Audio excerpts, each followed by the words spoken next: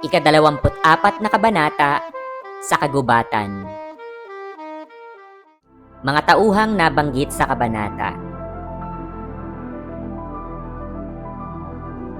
Talasalitaan, marusing, marumi, patunggit, parinig, nagtatampisaw, naglalaro sa tubig, nilibot, naglakad-lakad, lumapastangan, taong gumawa ng masama, taong walang galang, pinahintulutan, pinayagan, nanganlong, nagtago, sarhento, ranggo ng sundalo, dakpin, hulihin, hinalughog, hinanap, nabigo, natalo. Nagpatuloy sina Crisostomo, Maria Clara at ang kanilang mga kasama sa kanilang masayang piknik. Samantala, si Padre Salvi ay maagang natapos sa pagmimisa. Matapos niyang mag-almusal, agad siyang nagtungo sa lugar kung saan nagpipiknik sina Crisostomo at Maria Clara. Habang nasa daan, pinahinto niya ang kanyang karawahe at pinabalik na ito sa kumbento, saka naglakad patungo sa kinaroroonan ng grupo. Sa kanyang paglalakad, narinig niya ang tinig ni na Maria Clara at ng mga kaibigan nito. Abala silang naghahanap ng pugad ng gansa dahil naniniwala silang kapag nahanap ito ni Maria Clara, mas madalas niyang makikita si Crisostomo nang hindi siya namamalaya ng binata. Habang pinagmamasdan ang kasiyahan ng mga dalaga, lihim na natuwa si Padre Salvi.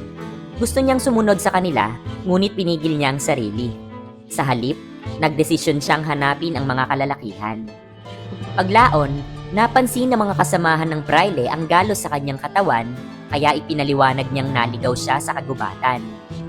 Matapos ang kanilang pananghalian, napag-usapan ni na Padre Salvi at ng iba pang kasama ang dahilan ng pagkakasakit ni Padre Damaso. Hinarang daw kasi siya ng praile at binugbog ng kung sino. Sa gitna ng kanilang usapan, dumaan si Sisa sa lugar. Agad na iniutos ni Crisostomo na bigyan ito ng pagkain. Ngunit mabilis na umalis si Sisa bago pa man siya matulungan. Dahil dito, napunta ang usapan sa pagkawala ni na Crispin at Basilio.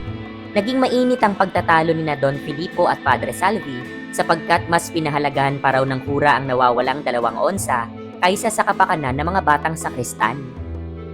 Namagitan si Crisostomo upang pahupain ang sigalot at ibinahagi niya ang kanyang plano na kupkupin si Sisa upang matulungan ito.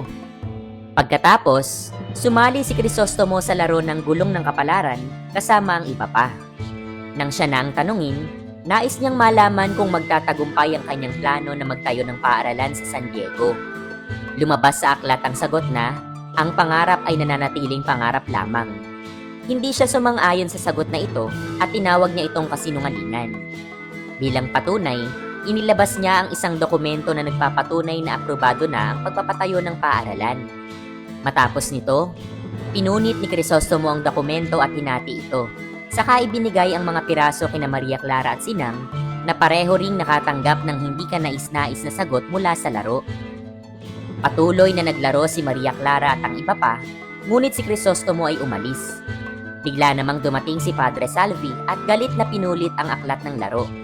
Iginiit niyang isang kasalanan ang maniwala rito sapagkat ito raw ay puno ng kasinungalingan. Dahil sa ginawa ng kura, nagalit si Albino at sinabing mas malaking kasalanan ang pakialaman ng gamit ng iba nang walang pahintulot. Hindi nagtagal, umalis na si Padre Salvi at nagbalik sa kumbento. Ilang sandali pagkatapos ng pag-alis ni Padre Salvi, dumating naman ang mga gwardiya sibil at isang sarhento. Pinaplano nilang hulihin si Elias na inaakusahan ng pananakit kay Padre Damaso. Hinanap nila si Elias sa buong kagubatan, ngunit hindi nila ito matagpuan.